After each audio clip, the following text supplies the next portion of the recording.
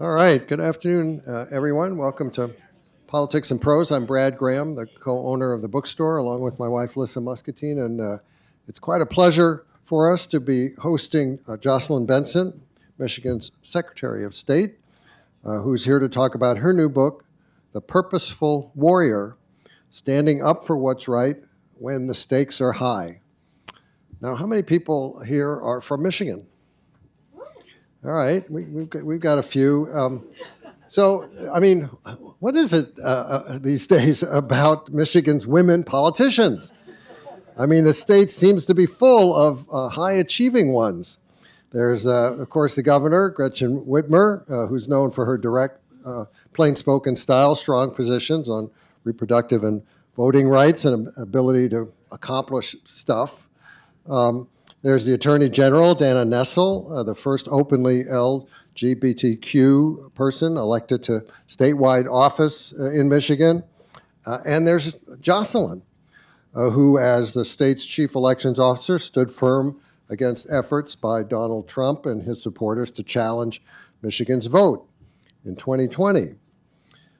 The prominence of women in Michigan state politics doesn't stop with these three women, who, by the way, were all elected to statewide office at the same time in 2018. The following year, Bridget Mary McCormack became Chief Justice of the Michigan Supreme Court, marking the first time in Michigan's history that all the state's top positions were simultaneously held by women. Then in 2022, when Michigan Senate Democrats won their first majority in 40 years, the state achieved its first female majority legislative caucus, followed by the election of the first woman in state history to lead the Senate majority. In short, Jocelyn is in some pretty great female company in Michigan. She herself was catapulted to national prominence during the dispute over the 2020 election results. In fact, her book starts with a scene of angry Trump supporters protesting outside her house, screaming, traitor, and lock her up, while inside, she tried to appear calm around her then 4-year-old son and shield him from the commotion. Jocelyn is now running for governor, and her book recounts stories from her rise in politics, including investigating hate groups and hate crimes for the Southern Poverty Law Center, becoming the youngest woman to lead an accredited law school, and then confronting harassment, and running the Boston Marathon while 8 months pregnant. The stories are intended to underscore Jocelyn's message that people need not feel powerless to make a difference, and can be, in her words, purposeful warriors for themselves and for others. That's an important lesson, especially in these very, very challenging times. In conversation with Jocelyn will be Chuck Todd, a 5-time Emmy Award winner, who for many years was with NBC News in various roles as chief White House correspondent, political director, moderator of Meet the Press, and chief political analyst. In recent months, he has launched a new subscription platform called Newsphere. It's like Substack. In this case, it's a platform for journalists who can bring their best work to it and connect with a paying audience. So check it out. Newsphere, it's called. Ladies and gentlemen, please join me in welcoming Jocelyn Benson and Chuck Todd.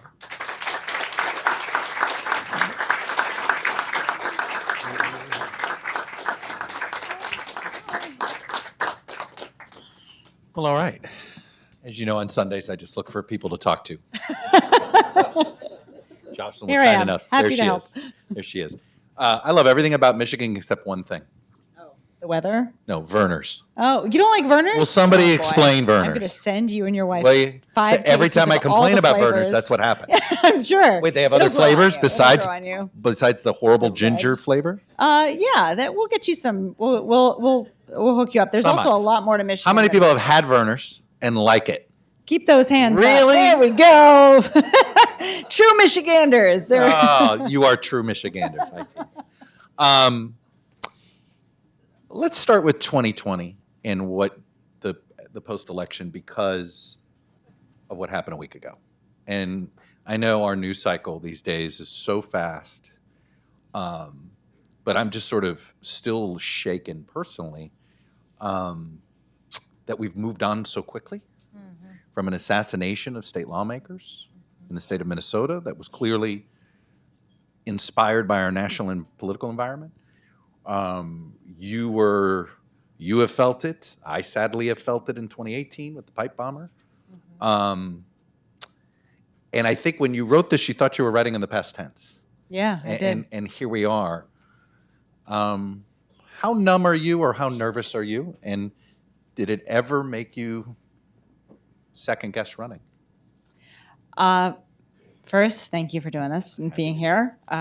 It's really means a lot. It's a big news week as well, so really appreciate you taking some time to have this conversation.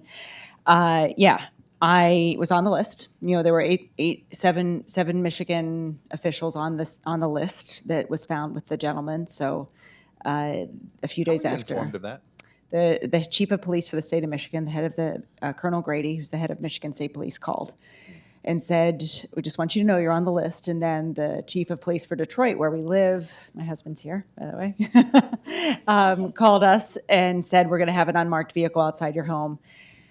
And truly, like, I've been going through this for 5 years, right? So this actually was chilling and terrifying. I actually first got the call from my personal head of security, who called me that morning and let me know. And I hadn't heard about the news yet, and then didn't know I was on the list, and learned later I was on the list. So it was awful, because but more, I mean, since the 2020 election, perhaps even before that, we have all been living in this constant state of anxiety and uncertainty, knowing at any given point, all of this noise and angry rhetoric would amount to something like that. So it's gut-wrenching, it's horrifying, like so many things we're seeing happen in this moment are. But at the same time, it didn't surprise me to know I was on the list. It made me scared. We've been getting, hate mail to our home, letters to our home.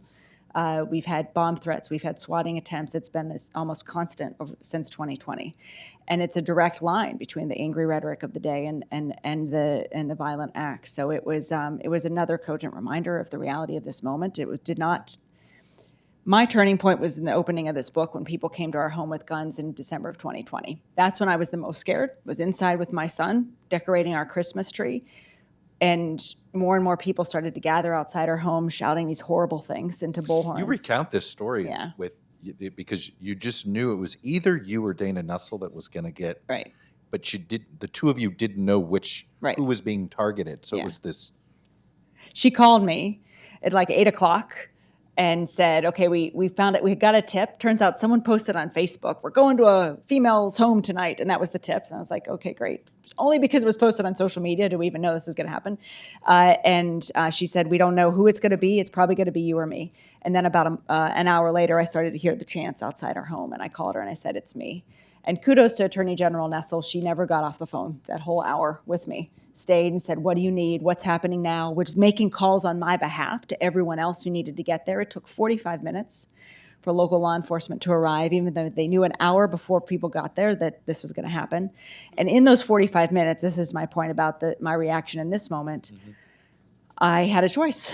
I could run. I could allow the fear to engulf me as I was quietly taking my son upstairs, trying to appear calm so that he didn't react to my emotions, running the bathwater very loudly to drown out the sounds.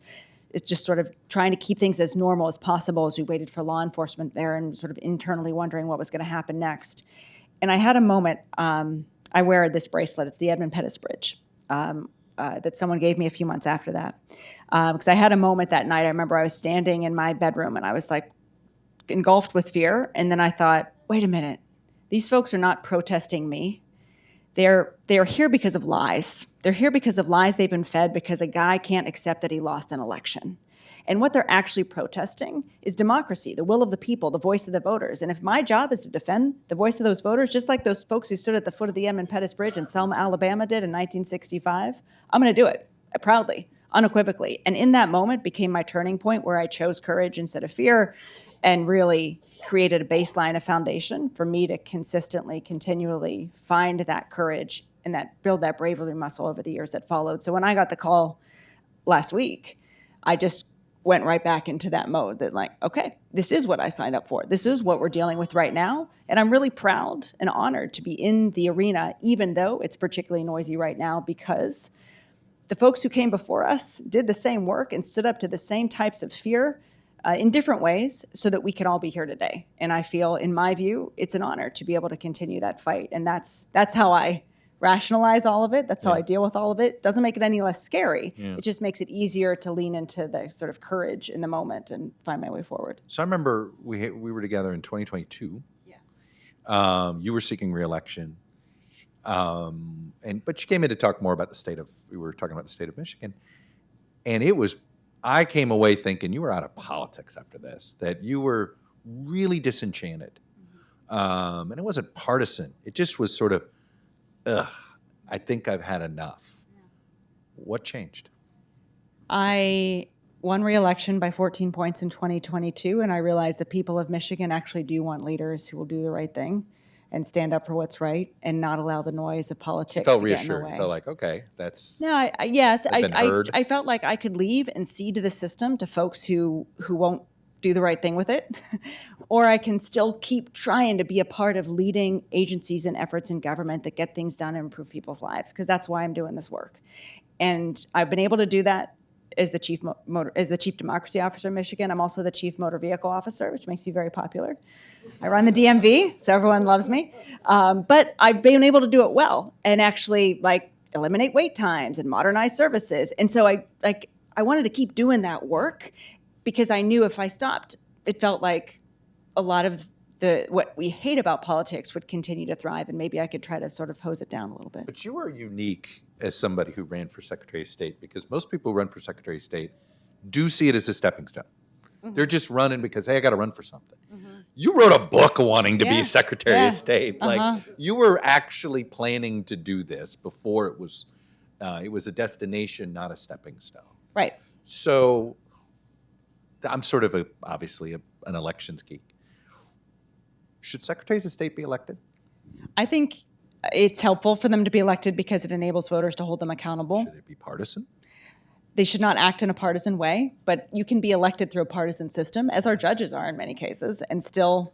That doesn't mean electing judges is a good idea. True. Sorry, Fair point. I'm with Alexander Fair Hamilton. point. Go read the Federalist Papers. Yeah. He argues against electing any judge. It's a terrible idea. I think, yes, that, and perhaps bad analogy, but still important for, I mean, what I did, so I wrote this book called Secretaries of State, Guardians of the Democratic Process, and I interviewed Before she was ever a Secretary of State. 2008. This was not self-serving, I swear. Because I wanted to, after the 2000 election, and 2004, where Ken Blackwell didn't put enough voting machines in Ohio voting places, leading to long lines, and I saw that firsthand. I wanted to say, hey, voters. John Kerry still doesn't think he lost, you know. Yeah, he does. Well, I'm just telling you. It's another. Yeah. But yet he conceded. He did concede. That's right? True. He did concede. Doesn't mean he thought he lost, but fair he did point. Concede. But so for me, I wanted to say, hey, voters around the country, we choose these people who run our elections. And here's some things to look at. Here are some ways in which, Republican or Democrat, they could do their jobs well. To me, being a nonpartisan Secretary of State is defined by making it easier for everyone to vote and also protecting the security of the system. You can do both at the same time. And so evaluate people through that lens, whether they have a D or an R after the name, was sort of the point of the book. And then I was really just so inspired by the job after talking to all of them that I wanted to do it too. And yeah, I had to run for office in order to do it. But I don't think the appointment process, if it was appointed, would have necessarily been any less political. Fair. Right? No, it is. I don't. It always feels weird to me that the chief elections officer has to themselves go through an election. Yes, and it is also weird in the states like Florida, where the governor appoints the Also Secretary true. of State, especially if they're the brother of the person run for president, No. right? That wasn't elected. She was elected. They're was appointed elected in now. 98. You're right. They're appointed now. Oh no, Correct. it's my favorite butterfly effect. She won an accidental primary. Yeah. Had she not won the primary, a Democrat would have won that race. I've always said the greatest what if in 2000 would have been had there was a corrupt, I won't get into it, corrupt Secretary of State. She was Republican, she was selling I don't know, she was selling stuff. A lot of like the George Ryan guy in Illinois. So she was like busted for that. Democrats are going to win the seat. And then Republicans panicked and found somebody to primary her. This daughter of a wealthy donor, woman named Katherine Harris, and the rest is history. Let's do some origin story here. How'd you get to the Southern Poverty Law Center? I was in college at Wellesley College. You know, there's some Wellesley alums here. Yay! And watched a movie called Mississippi Burning, and was really both sort of angry and frustrated that there weren't enough stories being told about the volunteers who just went to the South and in many ways lost their lives fighting for equality, fighting for civil rights. And so I posted on a message board at Wellesley, does anyone know if there's a monument anywhere? Because I was like, I'm going to build it if it doesn't exist already. And then there is a monument at the Southern Poverty Law Center. And so I immediately went there during my spring break, toured the South, went to all the civil rights locations, and was really moved by how much. Highly recommend that driving tour in Alabama. Yeah, And Birmingham, my Montgomery, wife's from the Selma. Panhandle down there in Florida. It's an amazing. Yep. Yeah, driving tour. and it changed my life. I decided I wanted to spend even more time down there, so I got an internship and later got to work at the Southern Poverty Law Center. And my assignment was to do research into white supremacist organizations.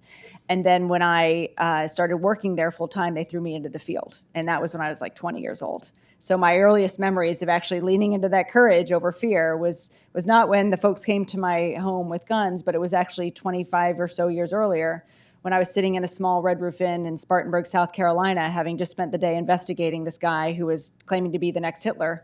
And I thought, he's going to figure out who I am, and then I'm going to expose him, and he's going to try and kill me. And I was really scared in that moment. And I thought, okay, I could just run home and stop doing this work, or I could get to work. And so I did. I got up and wrote an article that ultimately led to the destruction of this particular organization and stopped a lot of the crimes they were going to do. But it was, for me, a turning point that also made me see how important it is that we not run from the fire, we run to try to put it out. And that was how I got to Southern Poverty. Did you ever do the undercover stuff? Yeah, that was, well, it was hard because I wasn't trained to do it. They just threw me into the field. So I remember I got to Spartanburg, South Carolina, where the college was, where this gentleman was speaking, and I was there to cover his rally. And it turns out he was a student there.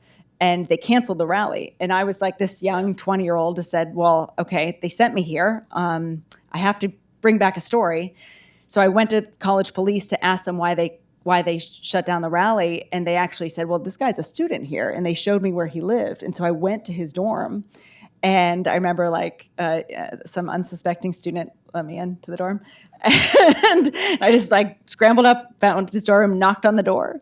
And then I realized I couldn't tell him my name. So I just said, hi, I'm an independent journalist, and I was here to cover your race. And I just gave him as little information as possible. And he didn't ask me too much. He just was a college student. And sorry if there's any, I didn't mean to suggest. But he didn't tell me too much he didn't ask me too many questions. He just told me a lot. And so I spent 3 hours sitting there taking notes in his dorm room as he told me all his plans. And then I turned it over to the FBI, and then ultimately was what brought the group down. But I was really afraid that night he was going to figure all this out and come and, attack me, because he introduced me to his girlfriend, who he called the next Ava Braun.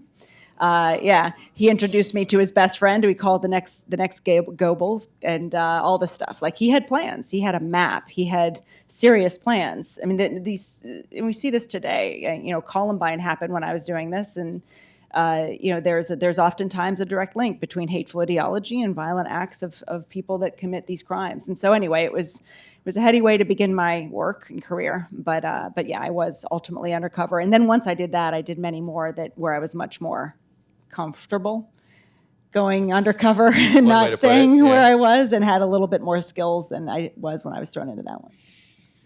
The Michigan militia. What is it about? Why is it a magnet? Interestingly, so I studied the hate crimes and hate groups all around the country, and there's Michigan, certainly, but Pennsylvania actually had the highest concentration of Klans members at the time. Certainly also throughout the South. A lot of the places I investigated were Northern California, where a synagogue was bombed, and I went to actually investigate some of the neo-Nazi organizations there. So there's a lot of, I think, written about how anti-government forces can rise in isolated areas or in places with economic challenge, both of which rural Michigan is. Two seem to go hand in hand. Yes, please, there's a seat here, yeah. And so certainly that's a reality, but it's not, I think, unique to Michigan. I think you see oftentimes where there's significant economic inequality and residents who feel they are not able to flourish or be economically prosperous. Oftentimes that creates a ripe ground for hateful ideology to take root. A fun aspect, you have an what I would say, you have an eclectic list of people you've worked with. So here you have Southern Poverty Law Center, Morse Dees, and you call Paul Tagliabue, former NFL commissioner, mentor. You wouldn't necessarily. You're just like, okay, tell us about that. Tell us about that friendship. He is a wonderful leader who I learned a lot from. I met him when I worked in sports a few years ago. I worked for Stephen Ross, who's the owner of the Miami Dolphins. He started an organization. And SoulCycle. And SoulCycle. Yeah. That's where more people in this room might know him more for SoulCycle than the Dolphins. We can go down that road if we want, but so he started an organization that was intended to create unity around, leverage the unifying power of sports to combat racism and help people address racism throughout the country. And I met Paul Tagliabue, who I often joke was sort of he really is a voting rights advocate and civil rights advocate in the body of a former commissioner of sports. He really has a beautiful heart. His wife's from Georgia, and you can see this if you read and study his life as a commissioner. He started the various different efforts along with the Rooney Rule to diversify leadership in sports.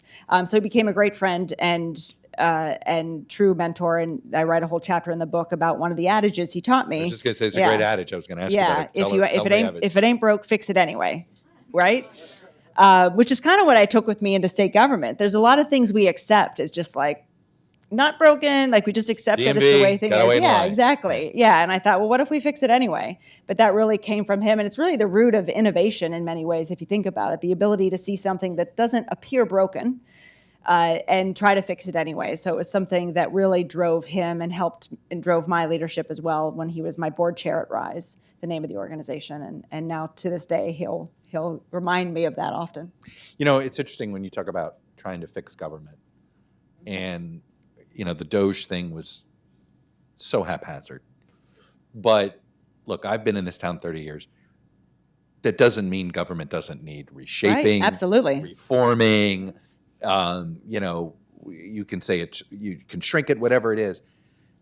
How hard is it to fix? You're in what do you think are the impediments that actually we could collectively tear down better? Because it always gets caught up in a partisan vortex. And that's exactly it. If there's political will, which oftentimes there's not, right, you can actually fix it. And if you put people in charge who are committed to being data-driven and just making the right decisions and bringing in best practices, these issues are fixable. I mean, and also you need leaders who are willing to just like roll up their sleeves and do the hard work and be willing to be criticized or get bad headlines along the way, because when you modernize anything, it doesn't always go completely smoothly every day. And so you also have to be willing, as honestly many political leaders are afraid of being attacked. I'm not, because again, like I started my career being attacked, so I'm good. But it doesn't. So, but I just also I come at everything with the perspective of like, why are we here if not to try to fix things? Like, why are we doing this? And so for me, I was elected Secretary of State to oversee our elections. That was where my passion was. That's what I wrote the book about. But I also inherited this massive bureaucracy, the DMV. And so my first 100 days, I visited every single one of our 130 branches to just collect data, because you can't fix what you can't measure, right?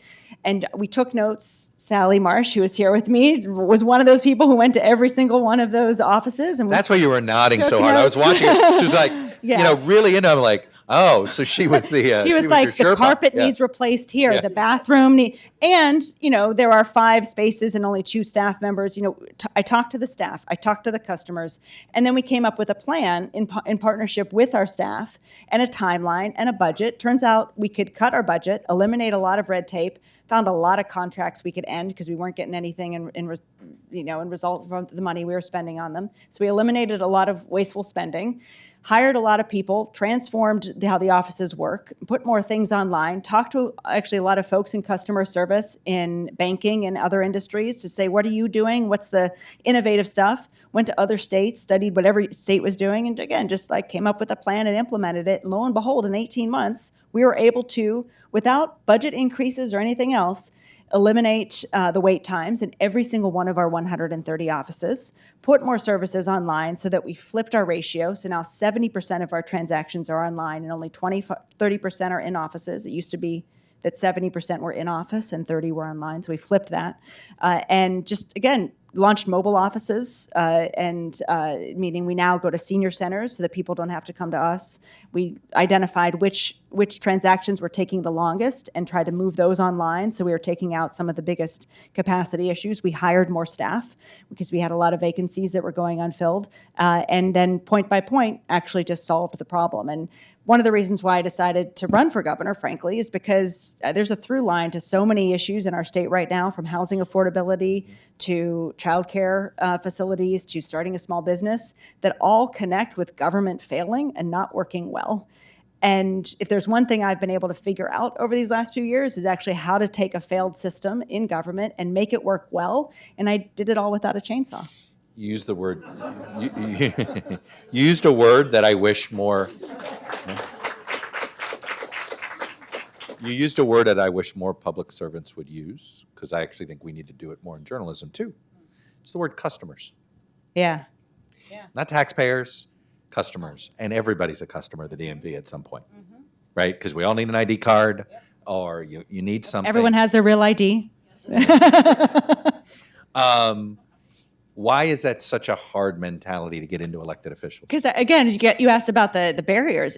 You see too many people making decisions with the wrong lens. Like, as the chief election officer, I think about what does the voter need to have the best user experience when they cast their ballot? Like, that's how I make my decisions. What does the customer need when they come into our branches and want to renew their license, and evaluate things through that lens? A lot of people in politics evaluate things through, like, what's going to make my party look better? What's going to get the better headline? What's going to make me look better? Or how am I going to accomplish my agenda? And if you flip that and just look at it instead through the lens of service, frankly, which is, again, the like what this is supposed to be about, and just say, like, how can I make your life better, your voting experience better, your experience at the DMV better? The solutions emerge, and yet at the same time, it's been really difficult in a toxic political environment to get more folks in politics thinking like that. I mean, you've been around for, tell me what you think is the barrier, because it boggles my mind that you can come in with a data set to a group of decision makers in politics and like lawmakers and say, these are the 5 things we need to do to improve the quality of life for the residents of Michigan. And they'll be like, but let's take a look at the Michigan legislature. You guys have term limits, right? Correct. Yeah. Yes. Congress, we don't. Fair. Yeah. Right. And yet each system, you talk to people in state legislative, state capitals, and I'm a believer in this too, which is the more institutional knowledge you get rid of, the more the lobbyists are in charge. 100%. Right? You see that in Michigan. Yeah. Right.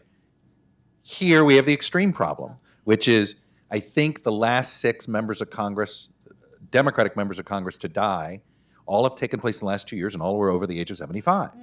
And part of it is the seniority system, right? You only get an opportunity to lead a committee or to have some influence if you've stayed a long time. And then the longer you stay in office, the more you don't know, how do you pay for a book now? You tap your phone? How do you do that? I don't mean to be like, I don't think these folks in Congress live a real life anymore the longer you stay there, just because who here is surrounded by 15 staff all the time in their day-to-day lives, right? Like, and again, I say this, they're great individual. I always say every individual member of Congress is like a good lab. They're very loyal, they're very good. It's when they get together, they all bark, and then they lose control of them. But I don't know what you ask. I think here it's too stale. People have been around too long. But then it's not like term limits works either. Yeah, well, it's interesting because for the past week and really for the past few months, I've been going around Michigan and visiting folks and listening to their concerns and what what they want to see better. And again, like, what's the user experience for our residents in our state? And there is a very clear disconnect between what people on the ground are saying they want. Small business owners saying it cost me $5,000 to start this business because because I had to get all these permits and certifications, and before I could even open my door. People trying to build a house saying it's costing $90,000 to build a house before I put a brick in the ground, or people trying to open a childcare center saying it took me 6 months to wait for all the inspections. So there is this through line of just needing government to work better. And there are a lot of folks, I think, who aren't seeing that because they're not getting out of the Lansing bubble enough to listen to what people really need. And I do think you'll see some of the more successful people in Michigan winning elections and running. I think Alyssa Slotkin does this quite well. She actually gets out in her community far more than, I would, and again, freshman senator, very First eager. termers Yeah, do. right. No, it's but I think it makes a difference because you have a direct, and I told someone this the other day when I was at a meeting in Kalamazoo.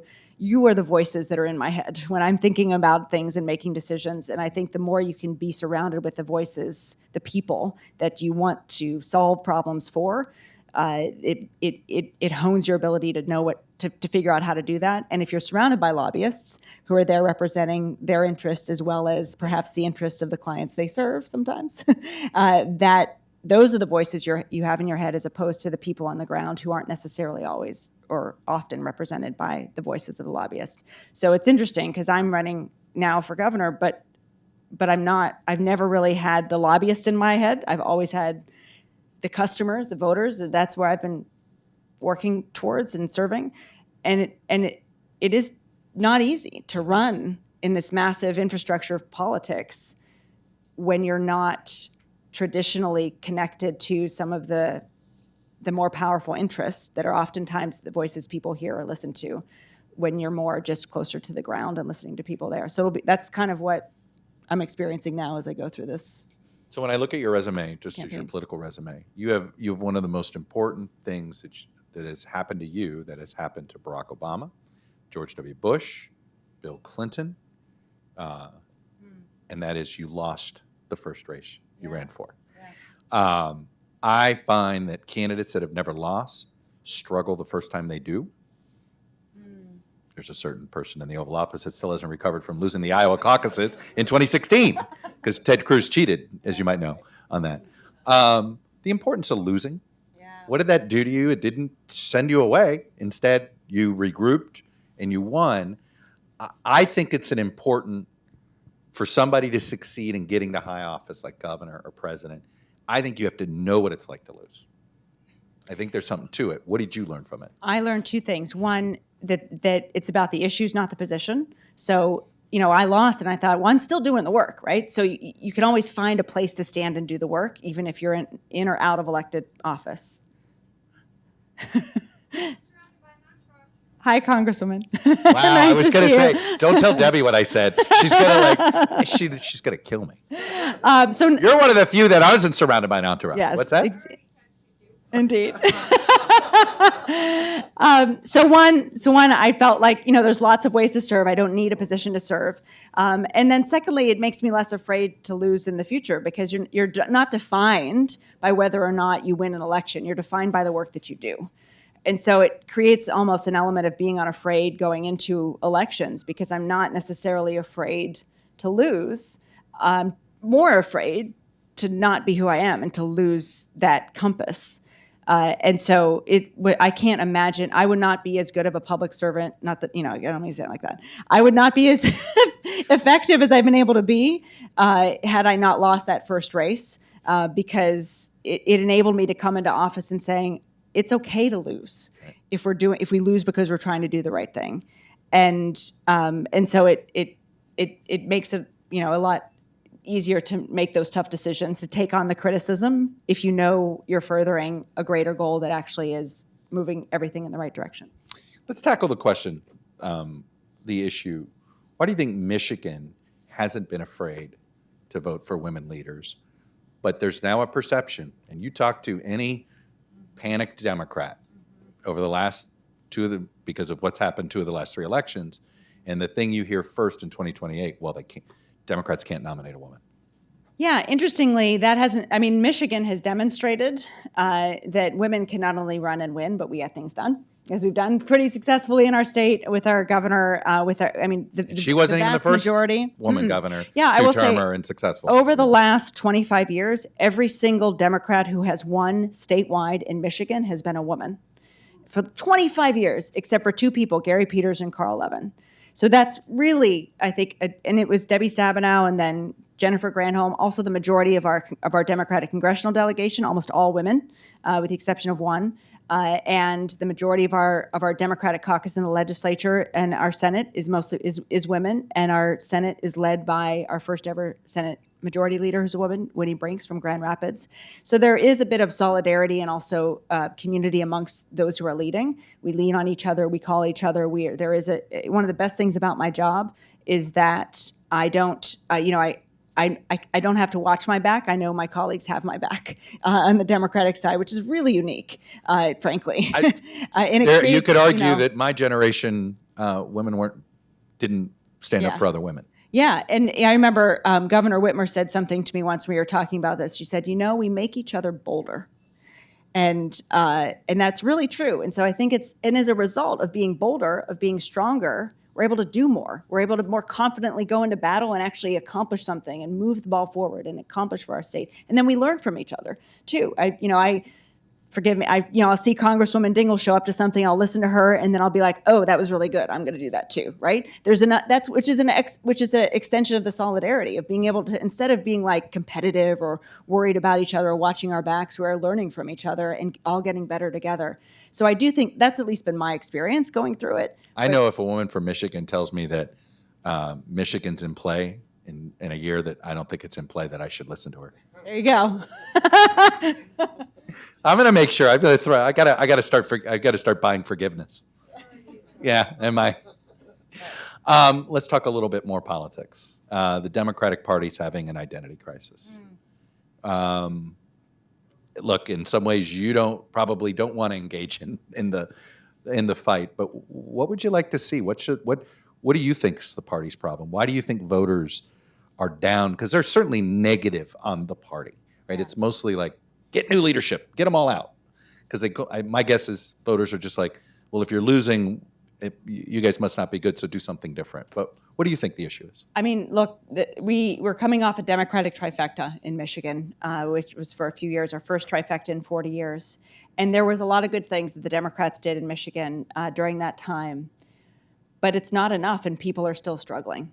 People are struggling to pay the energy costs in their home, to buy a home in the community they want to live in. They're sending their kids to school, not sure if they're going to get a quality education and not sure if they're going to come home safe. The cost of living is rising. Wages are, in most cases, stagnant. And then you have the very basic measures of government oftentimes not working well, like we make it harder to start a business, harder to build a home. Its cumulative effect has been, even when they're in charge, it feels like they're not listening to us. It feels like they don't understand our pain. They don't know what it's really like to be in our community, in our life. And part of what we need to do as a party is remind people not only that we are driven by making their lives better, but that's really what government is supposed to do. I think right now government is showing up so many places where we don't need it, but nowhere where we do. And I do believe the Democratic Party can rectify that, can be a response to that by actually showing up to improve people's lives, in investing in policies that'll boost wages and drive down the cost of living and make things easier for everyone. And I think if we can do that, and when you see the most successful Democrats in our state doing that, you see Hillary Scholten, who's elected out of West Michigan, doing it, Kristen McDonald-Rivet, Congresswoman Dingell, Alyssa Slotkin, you see successful Democrats with an economic message of how they're going to improve people's lives, being successful. And so my hope is that the party can get out of its own way and recognize that our way out of this moment is by defining our positioning as getting things done and improving economic well-being of residents. Give me a couple things. So where's government too involved? Oh, I mean, you see too many government leaders talking about, showing up in bathrooms, bedrooms, doctors' offices, sports teams, and not enough showing up in like how to actually make sure that it's easier to buy a home, easier to build a home, easier to start a business. Child care centers, making those easier and more affordable to access to. So I think instead of showing up in where we need to and actually improving the cost of living, we're showing up places, perhaps not Democrats, but others are showing up in places and getting involved in things that government is best when you stay out of. So the person you hope to succeed most famously in 2018 said she was going to fix the dang roads. I think she said dang. by the way, right? I think so too. Yeah, she was very that's what I careful. remember. She wasn't going to be Yeah. offensive. She didn't want to offend anybody. Take the name in vain there. What's yours? What are you fixing? Well, I'm running for governor to make Michigan the best place to be a kid, raise a kid, and call home.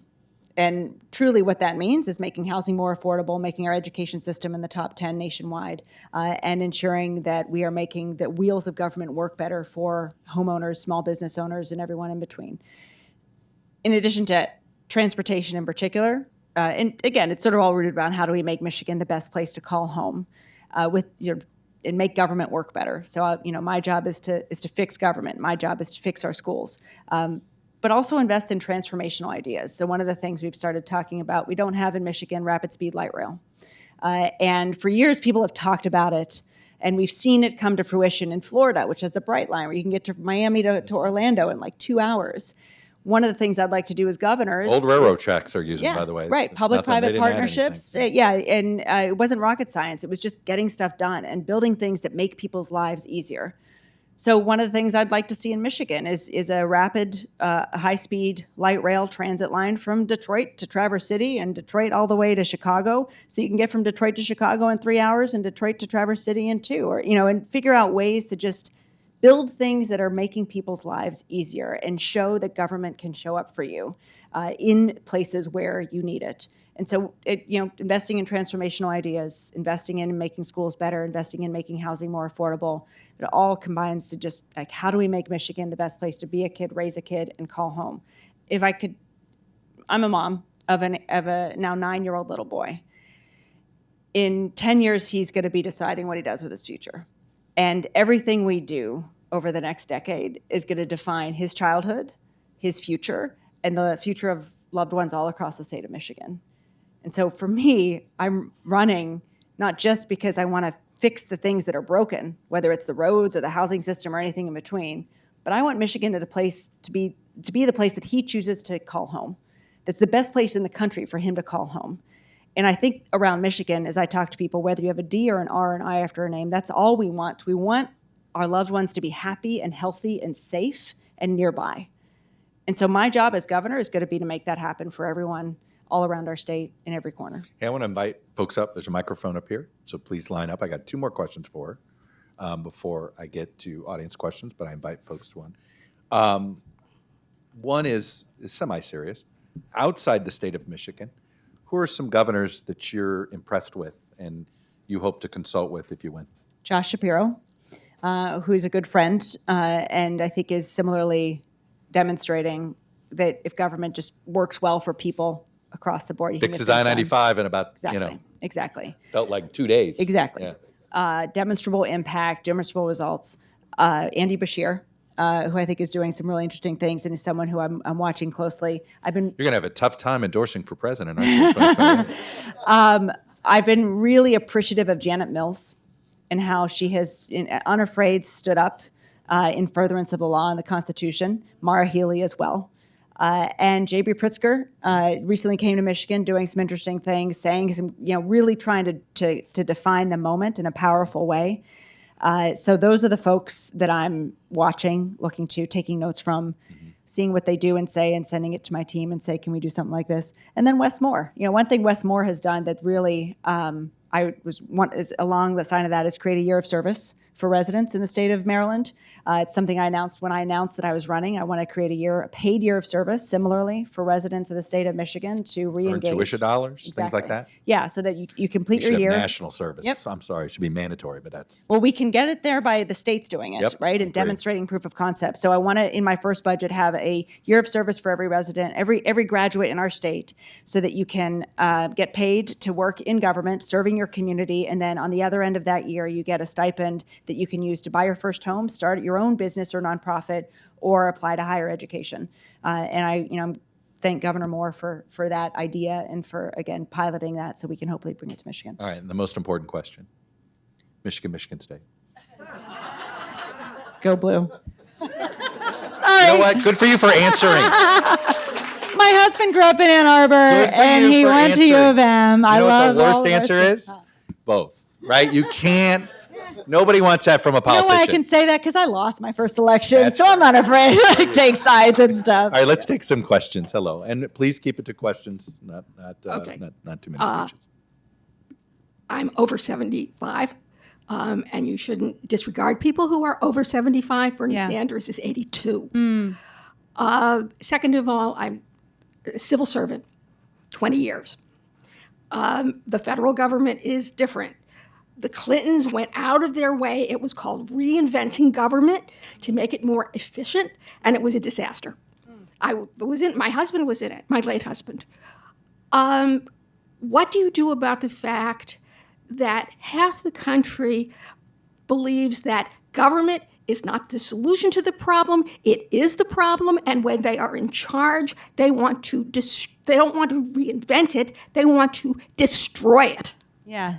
First, thank you for all that and for your insights. And we've talked a lot about making sure Michigan is a place where all can retire with dignity and have access to health care and support and the like. So thank you Good luck. for that. And secondly, what I found is running one of our state's largest agencies is however you package it, it's the day-to-day results that I try to deliver. We can actually cut a lot of wasteful spending. It's very granular, frankly, more than broad reimagining. It's just making the wheels work better so that, we're showing up in senior centers all around the state and people can come right outside and renew their license right there. When Real ID happened, we were the only state in the country to be close to 80% compliant sooner than anyone else because we went to the airports and met people there. So I believe in a government that meets people where they are, no matter who they are or where they live. And that to me is what, if you want to call it reimagining government, to me, it's just making government work better, operationally wise. And again, the work I've been able to do for the last few years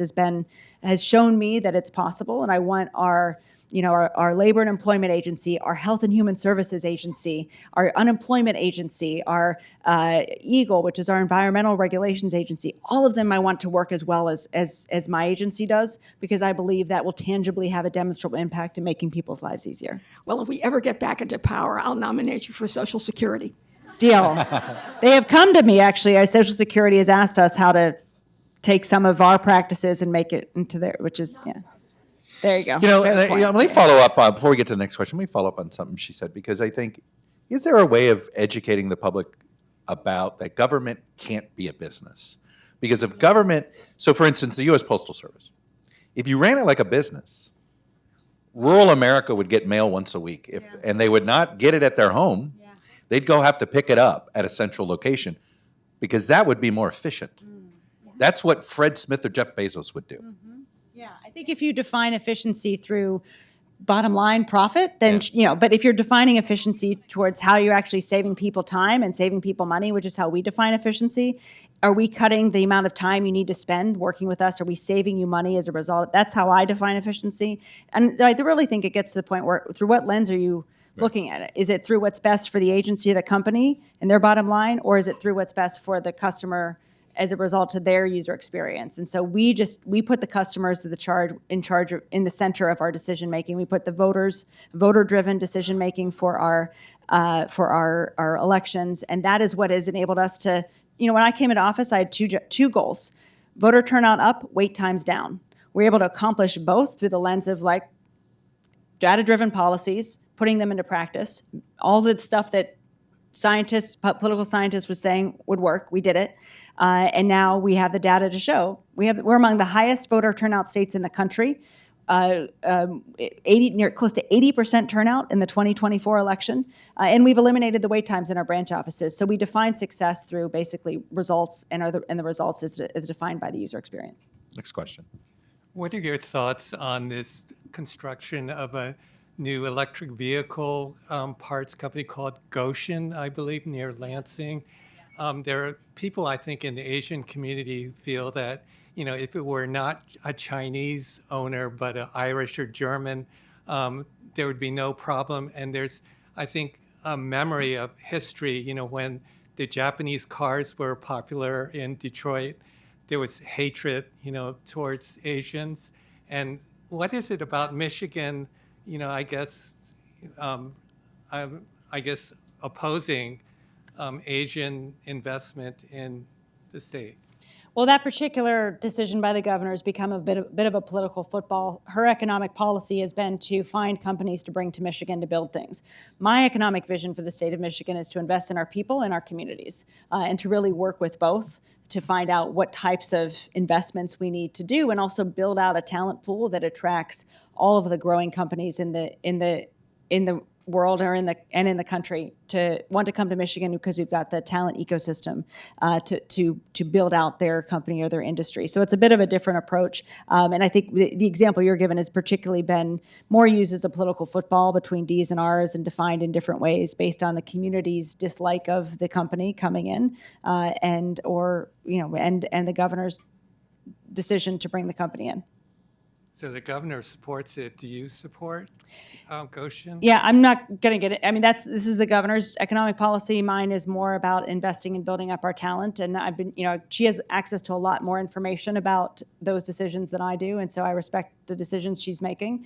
And I'm going to focus on, as governor, investing in our talent and our people and our communities and building out networks of folks to ensure whatever industry wants to come to our state that they can find a talented workforce here. And you don't see the racial Asian thing a part of the whole discussion? So I appreciate everything you're asking. My job is going to be to make sure that no matter who you are or what you look like or where you live in the state of Michigan, that you've got an opportunity to work in our economy. I understand what you're saying. Certainly it's not, there's a lot of different things we can point to right now in our country that have been highly racialized as a political football.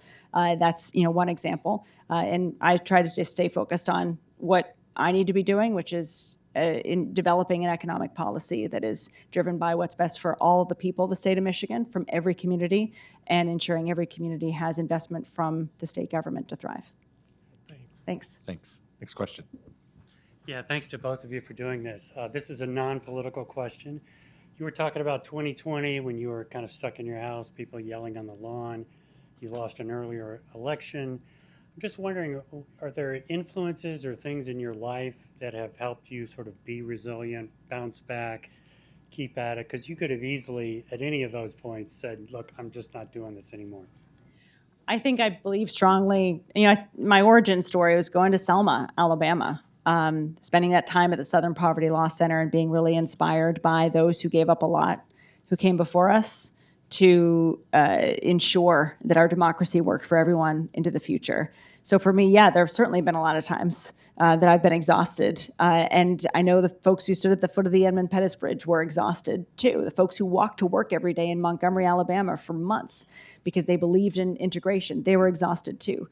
And yet they chose to move forward every way. All I've ever wanted to be with my whole life is someone who would have stood at the foot of the Edmund Pettus Bridge in March of 1965 and marched forward anyway into that sea of Alabama state troopers because of what I believed in our democracy.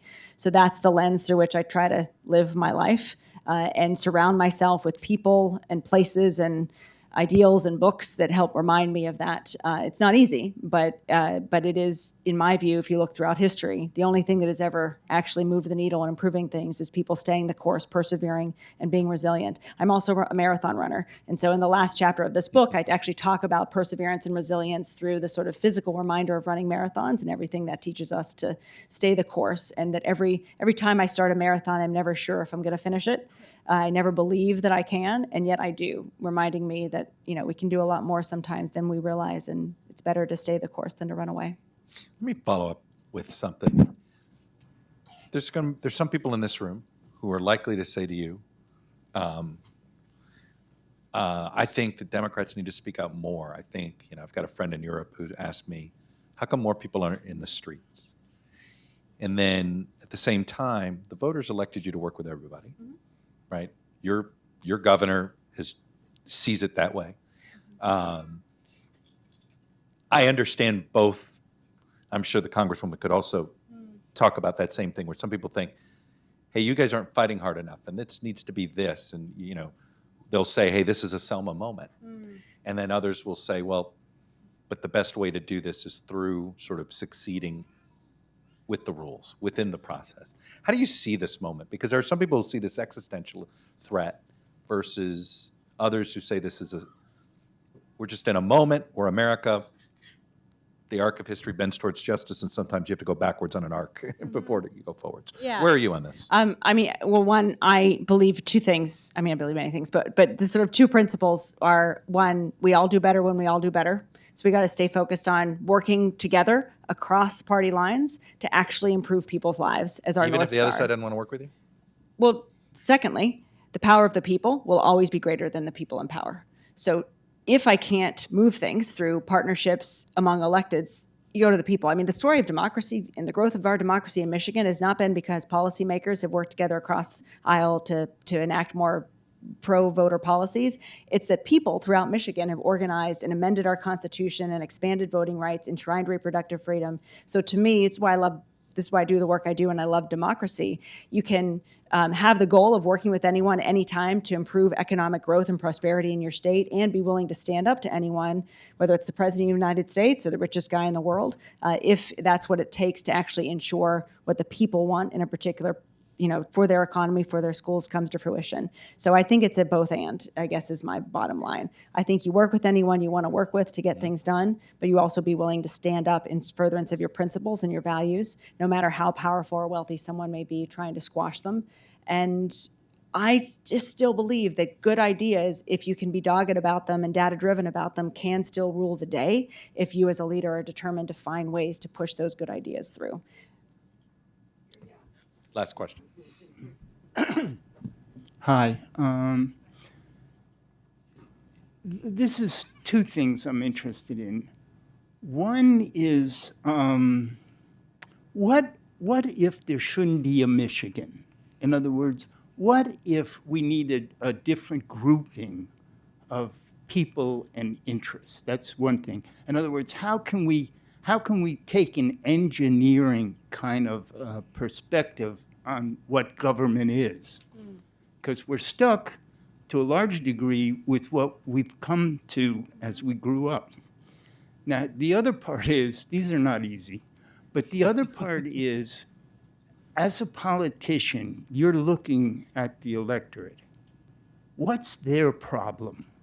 In other words, it's not just those that we elect, it's the people to some degree that elect these people. Yeah. So how do we move on and sort of get a better electorate and maybe a better structure of what we're trying to achieve? So I'm a process person, so I love where you're going. I'll say this. I think the biggest challenge to democracy right now and the biggest challenge to a healthy democracy is access to information.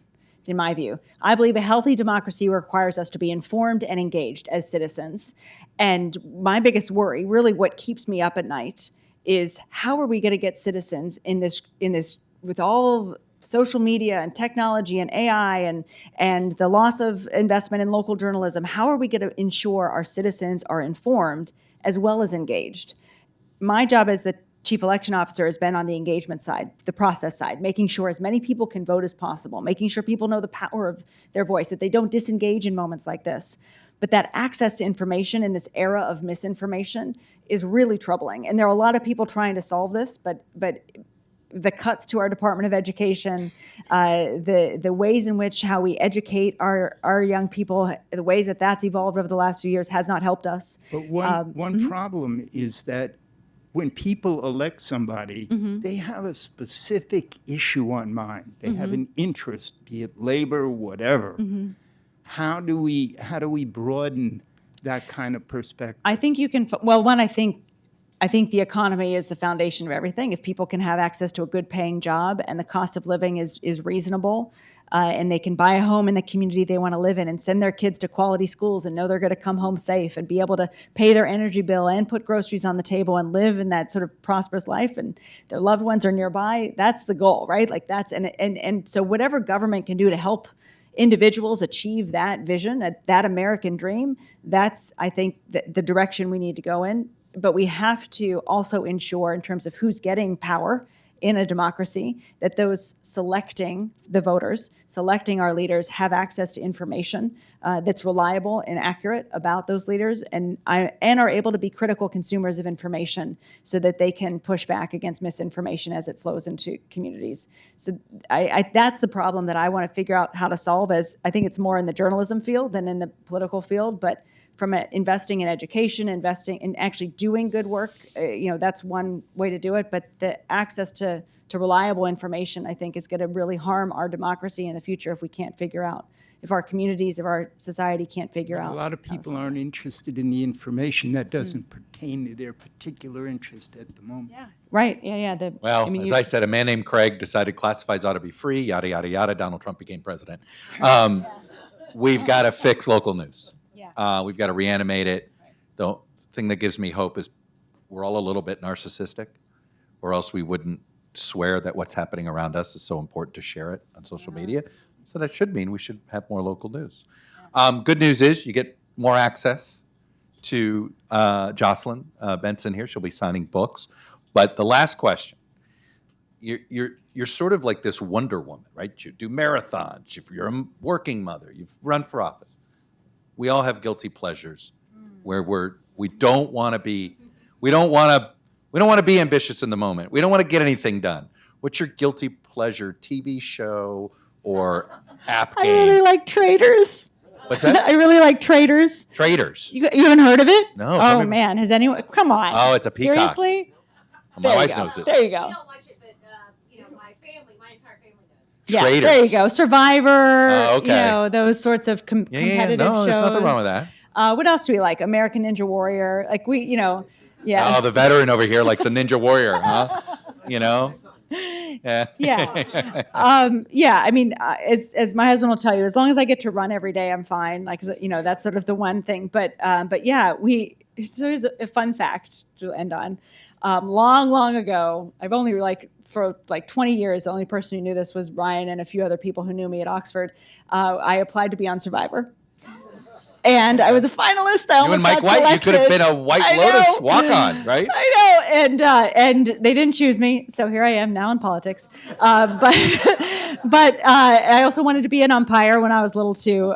So that's A Secretary of State wants to be an umpire, right? You gotta love that. So go Tigers, best team in baseball. Very proud of that. But yeah, so as a result, I recently became friends with the person who won the season I was a finalist to be on, and so we've gotten really back into that reality TV. So that's the guilt. I guess you could call it. I don't know if it's anything to be guilty about. Yeah, it's just you sort of were a little. You did whisper it, traitors. You weren't advertising it. Yeah, but that's also what keeps. You didn't say balance. Downton Abbey. Yeah. No, I didn't say Downton Abbey. But to the gentleman's question about giving up and stuff earlier, there were many times where, even in the past couple months, where I just come home and say I don't want to do this anymore. This is awful, and it's noisy, and it's grueling. It's not even numbered yet. Yeah, and I said to my son, I was like, let's talk this through. Do I really need to run for governor? Let's figure this out. And he said to me, Mom, if you give up, what's going to happen to me? Look, And you've it. got one great perk as governor of Michigan. That house on Mackinac Island. Yeah, That is some house. Yep. And if we build light rail from Detroit to Traverse City, it'll be easier for everyone to get Well, there. there you go. Fair enough. Yeah. Congratulations Thank you, Chuck. on the book. Thank you all for having. Thank you. Thanks for being here.